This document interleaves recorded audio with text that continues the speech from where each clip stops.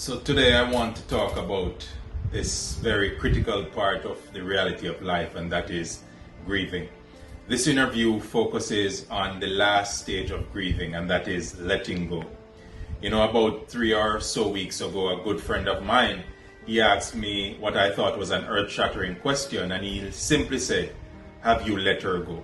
And he was referring to my mother, and I thought for almost a year and a half, I've been dealing with her loss. But I never asked myself that question. And so as I ask myself that question, I'm asking you today, have you let your loved one go? And I said to myself, but this is important, because if we are honest with ourselves, this last stage of grieving is really letting go. But what does it mean, and how do we understand letting go? The first thing I want to talk about and to encourage you about is this reality that letting go, you cannot mourn what you have not let go. In other words, if your loved one has not been freed by you, you can't mourn them. So you cannot let go, second, what you have not mourned. And so the second and the first are very interrelated. You have to let go in order to mourn. And when you mourn, ultimately you will have to let go. The third truth about letting go as the last stage of grieving is that letting go is not the same as abandonment. Most of us think that if we let go of something, it means that we have relinquished the reality of loving this thing. No, letting go is not abandonment.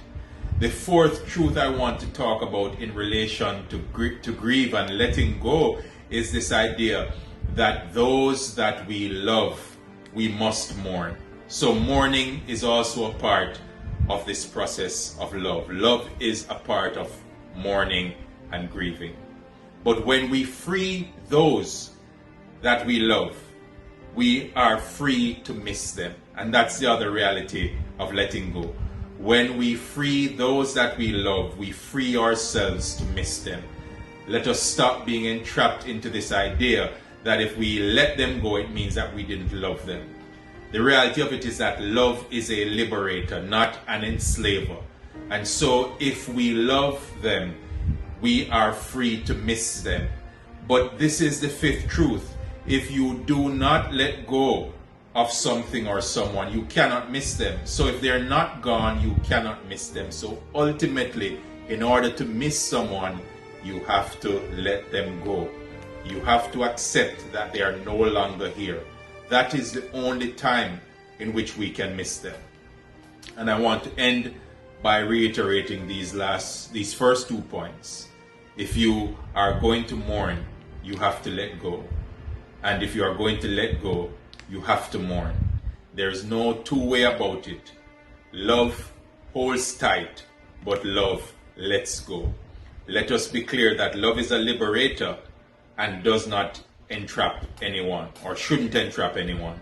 So if we really love those that have passed, let us learn to let them go. Not abandon them, but to free ourselves enough to miss them and to love them even in their absence. I encourage you, in order to mourn, you have to let go. And in order to let go, you have to mourn. Be encouraged. Jesus gave us the ultimate example in John 11:35. When he was confronted with the reality of the death of his dear friend Lazarus, he simply said, or he simply did, an action that all of us should do, and that is, Jesus wept.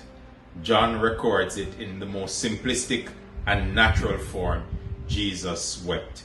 It is okay to grieve, it is okay to mourn, but we must let go. Not in abandonment, but free ourselves to miss those that we love. One love, Sailor, walk in love.